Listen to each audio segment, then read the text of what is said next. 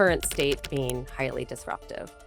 And that if employers aren't, aware of that they have a blind spot. So to stay with the status quo is already highly disruptive. Three of the largest brokers on stage and all talking about the healthcare cost trend line that is going up year over year. And it felt like it sort of hit me as like the definition of insanity. So much of an individual's health has nothing to do with the benefits and the programs that an employer offers. It's the communities and the circumstances in which they live. We kind of created our own beast with all these point solutions. You've just fragmented, the patient experience beyond belief. If you do that, I think everybody wins in that model.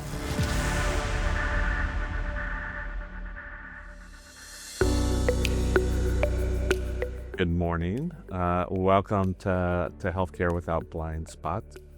I'm super privileged to be joined by a good friend, Kelsay, who is the CEO of the Business Group on Health. Thank you so much, Ellen, for joining. Thank you for having me. I love every moment with you, so this is a thank you. Yeah, the feeling is mutual. So this will be a fun conversation.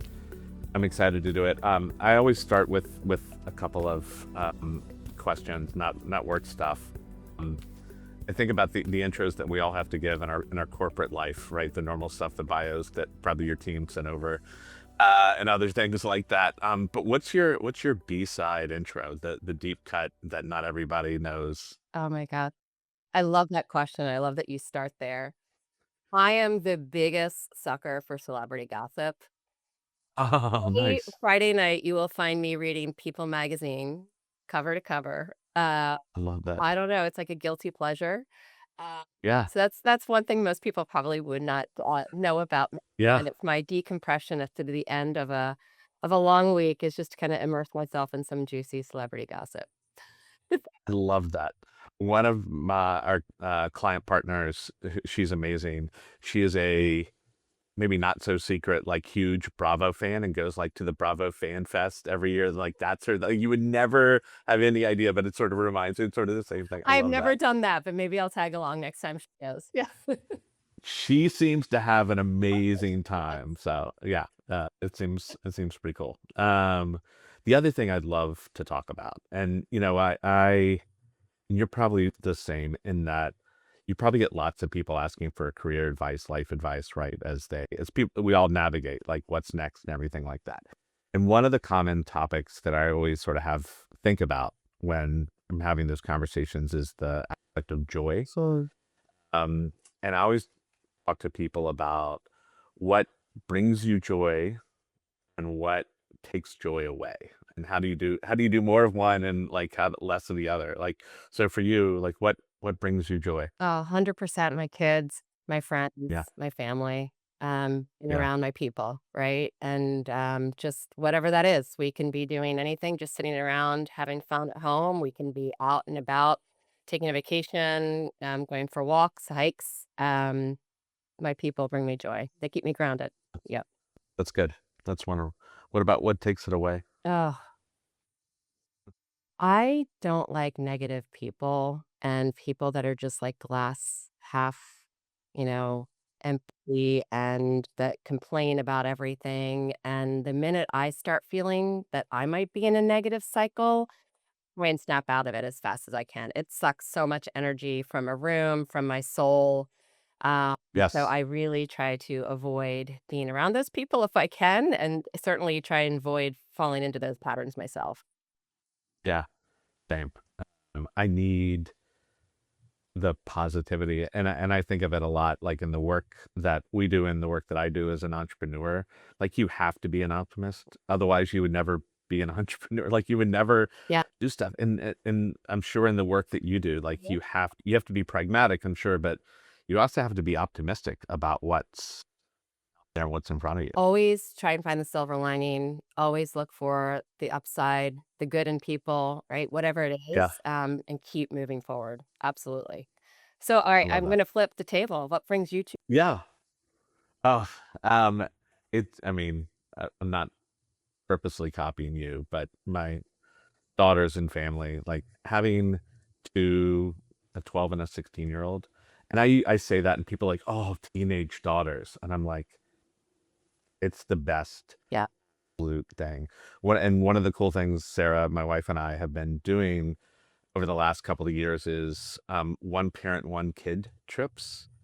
Uh, and they're really different. Sarah just took Stella to New York City and they did a show and the whole thing. And I had last month or the month before, I'd taken Stella to Universal Park down in Orlando. And so just the two of us, we did all three parks in like 3.5 days. And that was amazing. And Charlotte and I did Austin, Texas. And she'd never been to Austin. She loves music, plays guitar.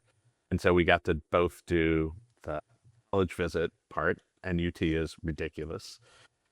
And see Austin together. And just have found like that time with them is just it's precious and it is energizing and it's hopeful and I love that all of you do those that, and things. and I don't know if you remember, I ran into you at the airport as you were coming Yeah. back from one of the trips. I think it was Nashville maybe a year Yeah, yeah, yeah. ago Yeah. with your daughter. That was that. Yep, that was Charlotte, and that we did Nashville. Like she's doing good stuff. We did Nashville the year before. Stella did. I mean, listen, I'm winning in all of this. Like we went to Charleston with Stella. Like these are good things. The best part is Stella. Like this year, like we were talking about Universal. Her other option that she wanted was Paris. Like that. Like it tracks so much. It just fits. You're setting the Yeah. bar high. I mean, when you do Paris, where do you go after that? So, I know. I don't know. light as I long don't as you know. I don't can. know. I'm also like, as I think about them dating in the future as part of that, I'm trying to set the bar really high for that Yeah, too. So good for you. I think that's good. I don't know. That's great. Yeah. Thank you for flipping the script on that. So I'm asking.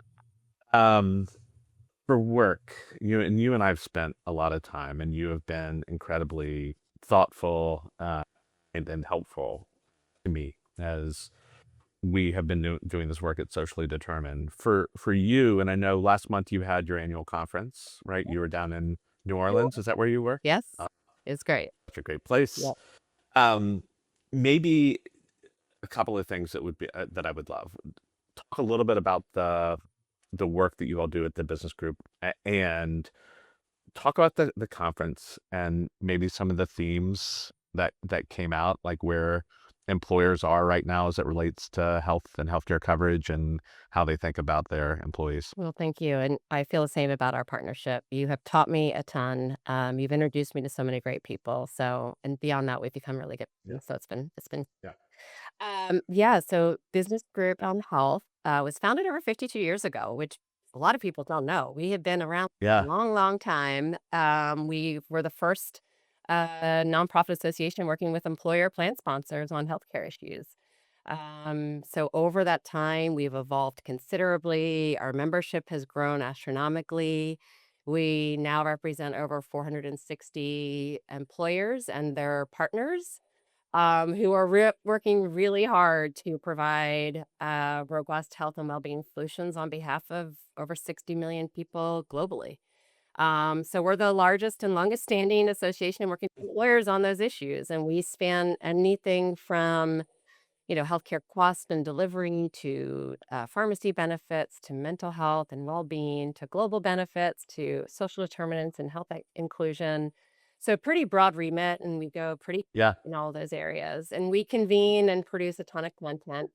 Uh, Yep. One of the convening groups and times that we come together is around our annual conference, and it was just last month in New Orleans. It was just such a wonderful time. The sense of community that we foster, the conversations that we curate, just the fun activities, to really engage the group when we're all together. It was really fulfilling for our team to have those 3 days together with our community. And really, I think top line findings are this moment of unbelievable pressure that employers are under, uh, Yeah. both, healthcare cost and affordability for them as plan sponsors, but then also affordability for their plan participants. And Yeah. knowing that it's a really hard time out there from a macroeconomic environment, and healthcare is, eating away at more and more of every dollar of every paycheck and more of every dollar of an employer's budget. And so that is, pretty heady, but also set against the backdrop of public health infrastructure erosion and questions that are now coming to employers that they never thought they'd have to answer.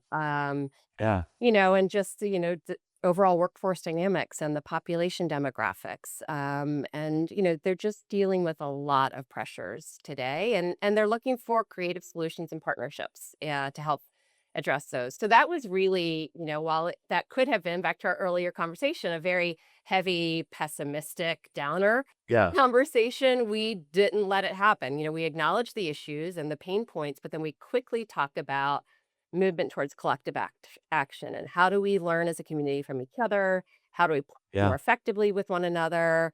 Where do we need to push on, legislators or other stakeholders to advance, more progressively in certain areas, and really in a solutions action oriented way. And so lots of bright spots about opportunities Good. that employers can take advantage of, and showcasing many great examples of employers that have already kind of headed down that path.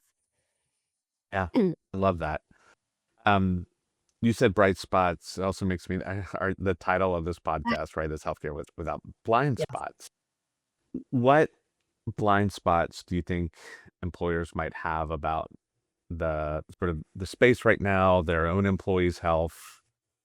Mm, A few come to yeah. mind. I think Yeah. and we talked about this at our conference, and we've been kind of lacing it into a lot of our other resources throughout the course of the year, this notion of disruption. Yeah. And many employers really have fought long and hard to do anything that would be disruptive to their workforce. It's a negative connotation to take Yeah. something away or to remove a program. And we've been talking about this reframe of disruption as the current state being highly disruptive. And that if employers aren't, aware of that they have a blind spot. The current state Yeah. is very costly. People are getting sick, or the patient experience pretty much stinks. So to stay with the status quo is already highly disruptive. And to move Yeah. away and to do something that is disruptive is actually a change towards something that hopefully is better, Stable. Yeah. sustainable. And so, really thinking about disruption in a reframed, more positive orientation. And yes, in the near term, it might create some noise, and maybe you are removing a program, but being really thoughtful about the change management and communication about the need to do those things certainly, I think, is important. I think another blind spot, and this will speak to you, is, that so much of an individual's health has nothing to do with the benefits and the programs that an employer offers or even their own individual behaviors. It's the communities and the circumstances in which they live. And Yeah. so employers can invest a ton in programs and resources and partnerships, but if they're also not paying attention to the social determinants, those programs may not yield the desired results. Yeah. And again, you and I have had that conversation. I was at a conference recently, and you would appreciate this, especially from your Mercer days, because it was three of the largest brokers on stage and all talking about the healthcare cost trend line, and that is going up year over year. And it felt like it sort of hit me as like the definition of insanity Oh, yeah. for a second, but because we keep doing the same things and expecting different results. And I'm a hammer, so everything is a nail. So I went to my own world of social determinants of health, and this idea, what you just said, that for healthcare, so much of what impacts somebody's ability to get to the doctor, to get diagnosed, to afford their medications, to get on a treatment plan that they can stay on, to get to specialists, to get procedures, like it, the barriers and challenges in their life, like are so present, um, and impactful that if we don't like, if we ignore them, if we pretend we're an ostrich and put our head in the sand, like things aren't going to get better around that. And so you were just talking a little bit about that. Like what may be optimistic, hopeful leading organizations, like who's thinking, or not who, but like what type, I don't want you to spill the tea on it, yeah, unless it's out there and it's published and it's part of the content that you all are creating.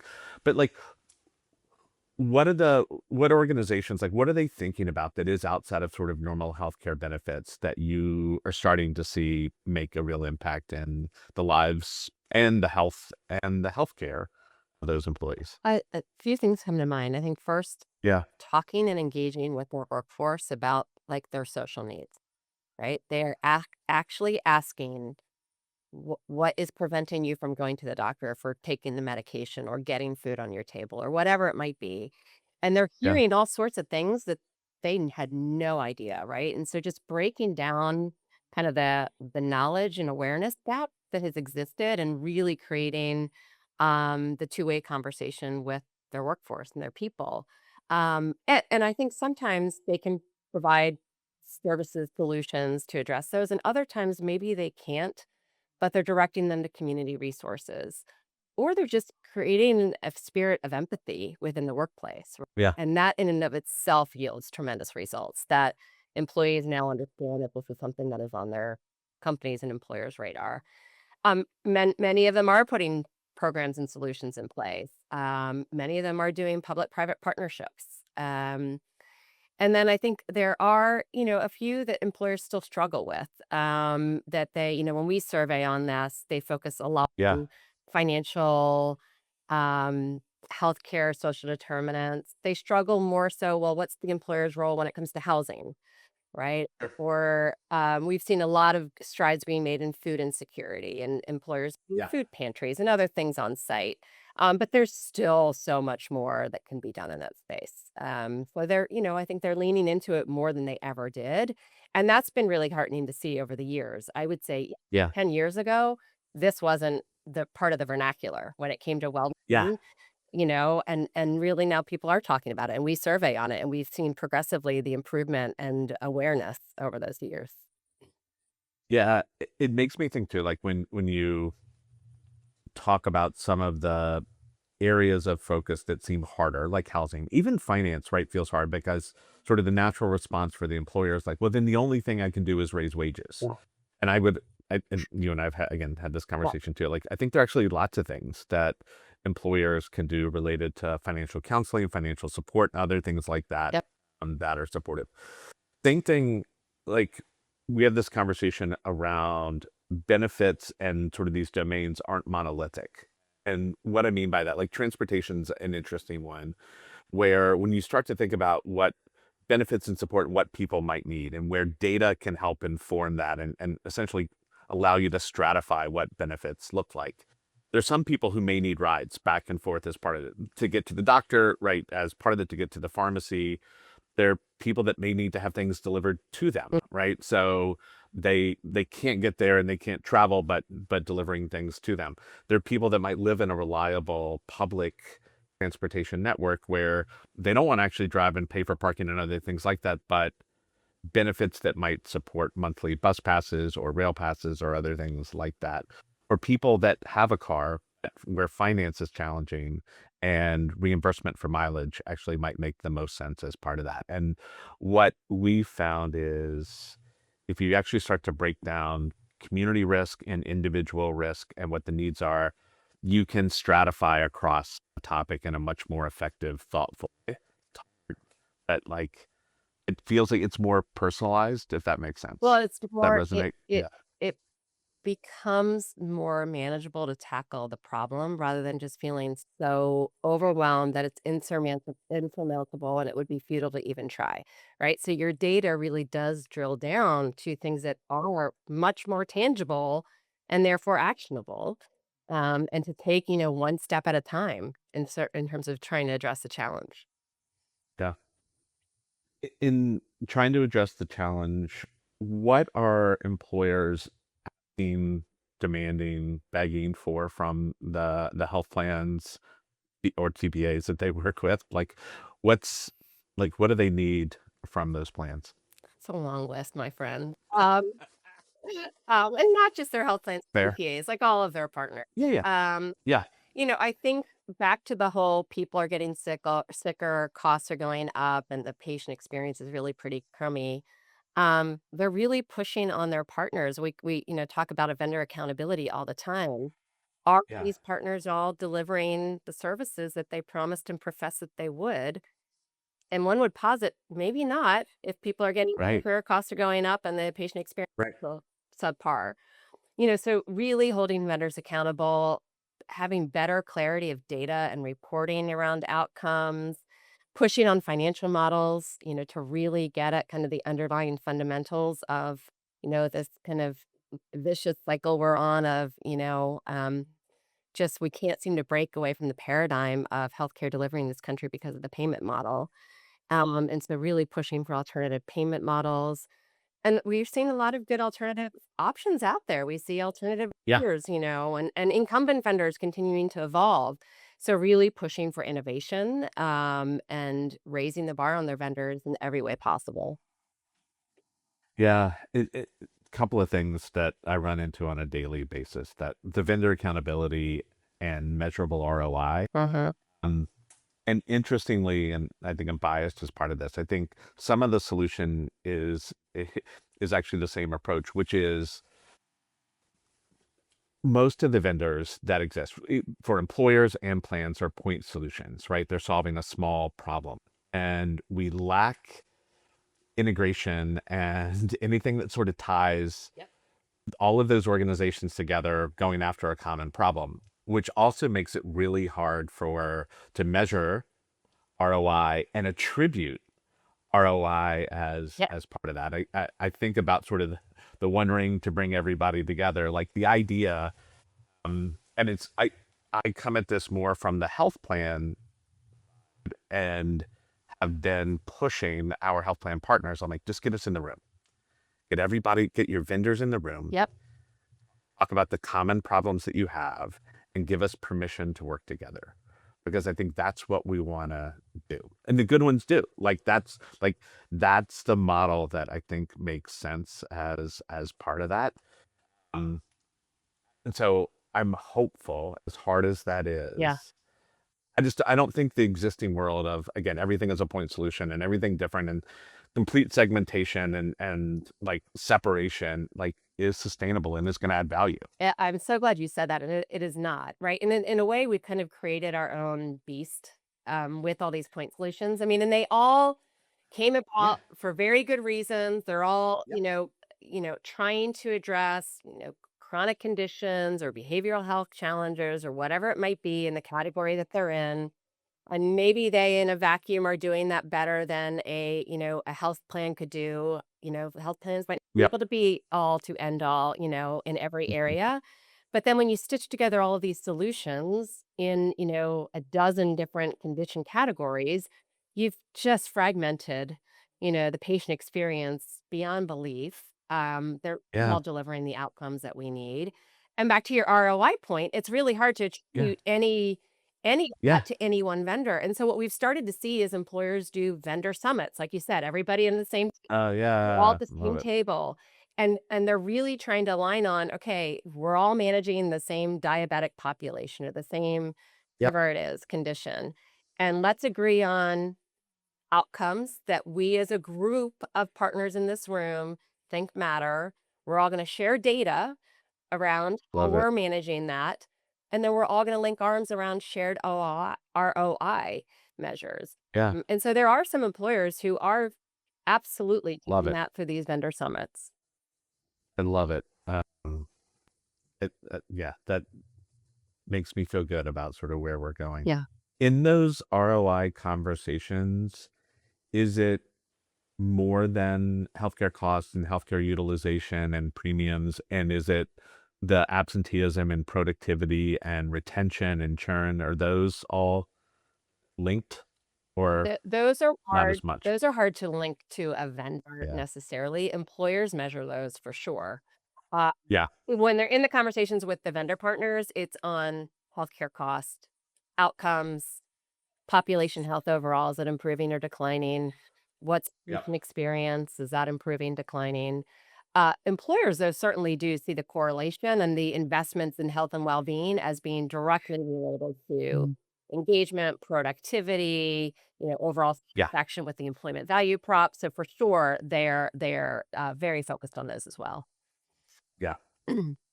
Um, one of the places we're trying to go, I'm not sure if the hill is too high or not. Um, but I think about this model, and again, coming from a health plan point of view, who by their very nature has less trust and engagement than the providers, right? That a person, a patient, family sees, and less likely than certainly hundreds times less engagement opportunities than an employer has with an employee. And yet I still think that because of our payment models and reimbursement models, the health plans are still like very much part of this. And I think that they have sort of the way that we've sort of broken it down is they've got maybe four different paths where they can intervene. They've got internal programs for subsets of members, right, that they might run around wellness or care management and case management. Wonderful people like Blue KC has like a CHW, community health worker for commercially insured individuals, Mhm. which I love. Super cool as part of that. So you've got internal programs. I've got community programs, right? That based on where, again, maybe employees across the country, but linking to and directly referring individuals to those community-based organizations as part of that. You've got benefits, value-added supplemental, like all of the benefits sort of that are there as part of that everybody is paying, right, to have those vendors available. And then you've got the provider. So physicians and care teams as part of that. So that's a whole lot. Nobody that I know is doing a successful job of at a member level, patient employee level, that individual level, being able to say, here's the portfolio. Like this is how I think about every action that I have as part of that, and being able to get sort of essentially a comprehensive social clinical care plan in place. So this is my dream. This is where I want to go, Well, is the integration of social data and healthcare yeah. data, the listing of available benefits, including cost of those benefits, the community-based resources around, and the internal programs. You model that so that you can also think about, you have to be thinking about the financial aspect, right? You can't overinvest in the benefits if the return there isn't possible. If somebody doesn't need all of those clinical and other benefits as part of that. So you've got to be able to financially model, and then no, in general, no individual sort of needs a singular thing. They need a portfolio, but it's got to be weighted. And so the idea would be to essentially create automatic referral and connection points as part of that, that link to it. The right people internally, always connect to the community as part of that, the subset of benefits that are most appropriate for that person, and what information gets to the doc as part of that, and the care team to keep them in the loop. That's my dream. How's that sound? You can make it happen. You absolutely can make that happen. I'm You feel like hopeful. that's too, high of a hill? Like, where do you see that breaking down? Yeah, one, I mean, this is, we've always been an AI company. We're a machine learning company, right? But now getting into more like agentic AI and other things like that. So I think from a technology standpoint and from a scale, and the only way I see this working is from an AI Yeah. standpoint, right? That creates scale and sustainability as part of that. A lot of it is like, you have to have all of that data, the healthcare data. We have all the social data, but you have to have the healthcare data too as part of that. And I think understandably, health plans and health systems treat that data like oil, and they want to hold on to it, right? And don't want to give it up.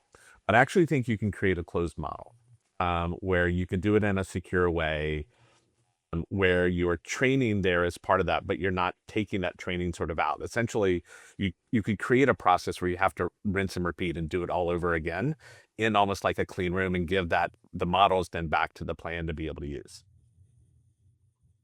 I think it's possible. I guess it's the how long will it take To you to get get to there. the top of Yeah. the hill as part of that. But like, have been having interesting conversations with plans about what this could look like. And to me, if we're actually going to move the financial needle on healthcare costs and premiums right on the employer side for the commercially insured folks, like it has to be so much more of an effective precision level plan. And if you do that, I think everybody wins in that model. I agree. Yeah. I agree. I'm gonna keep working on it. Don't give up. Keep the faith. Um, I mentioned the AI piece as part of that.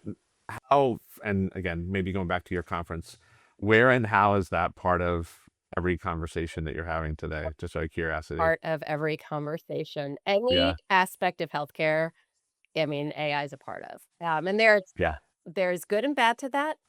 Yep. We talk about that. Like, we talk about the opportunity that's already been realized, the promise, that exists that hasn't yet been achieved. Yep. But then also kind of the underbelly of, what we call the peril Yeah. of it. And, I think that we see so many employers and their partners already deploying AI, Yeah. usually in the spaces related to personalization, navigation, benefit selection, Yep. provider Yep. search. Providers are using it in scribing, so clinical actions, it's in the room now with patients, and patients Yeah. sometimes know that and sometimes don't know it. Um, Patients are using AI, right? Everybody's using ChatGPT or Claude Health or some version on their own. Yeah. Um, Yeah. Side of kind of the benefit ecosystem, just individual consumers are using AI increasingly to look up symptoms, to understand alternative to medications or therapies. So they're coming into encounters with the health system armed with more information than ever Yeah. before. Um, I think that the underbelly and employers talk a lot about this, and not just employers, is the cost of the technology in the near term. Every single entity in the healthcare ecosystem is building out technology and capability in this space and deploying it and testing it and hiring people to oversee it. And that bears a cost. Is that cost going to be passed down into pricing to employers? Often it is. Um, then there's also I think the concern that some of this well, I would say first, the opportunity is that providers are seeing efficiencies gained. Um, and when we ask about whether it be a health system or a health plan, anybody who's touted the efficiencies gained, we say, what are you doing with those efficiencies? Are you passing that through in terms of added Right. services or better Yep. pricing? That's not happening, right? Yeah. And so the efficiencies are benefiting some, but not all.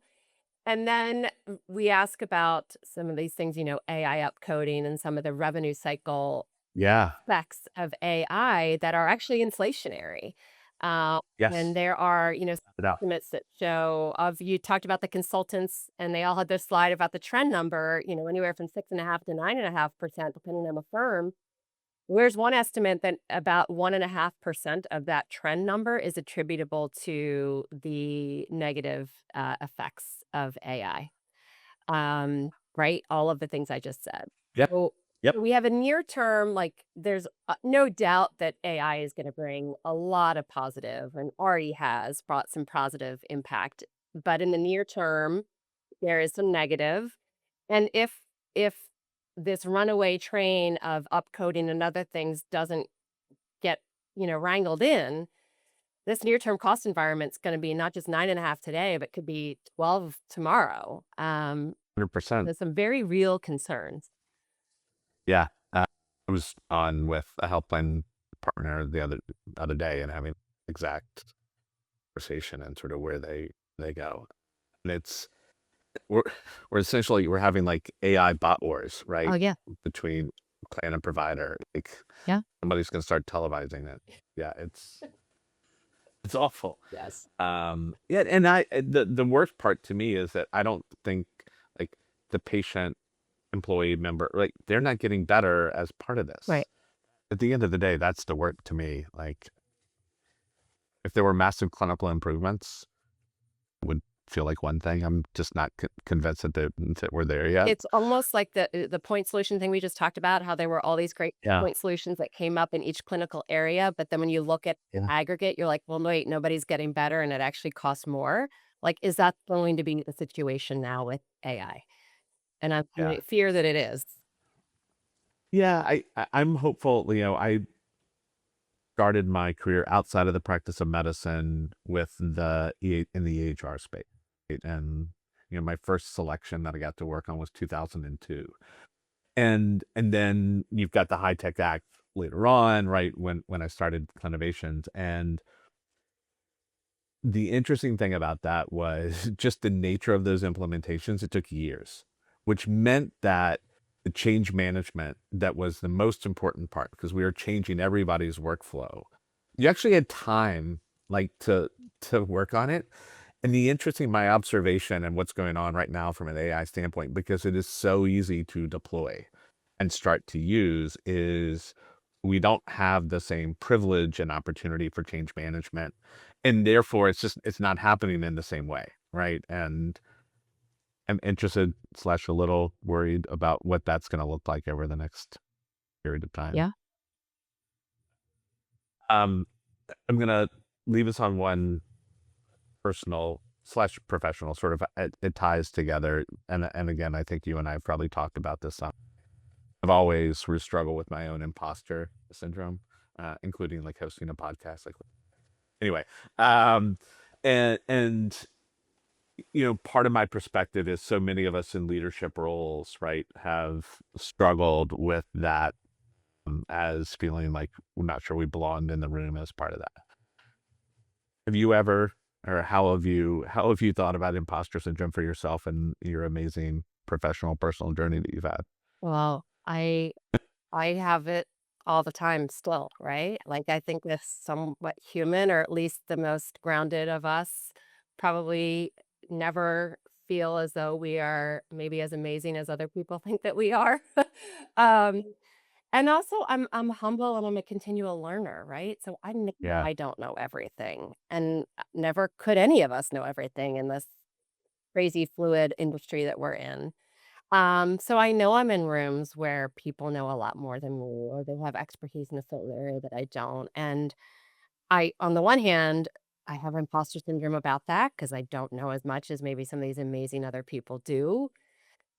But on the other hand, I think about, well, I have a lot that I want to learn from these people. And how Right. do I like just talk and engage and like get to know them as human beings, but then also get inside their heads and learn what they know that I don't. And at the same time, I know a lot of things that they don't know.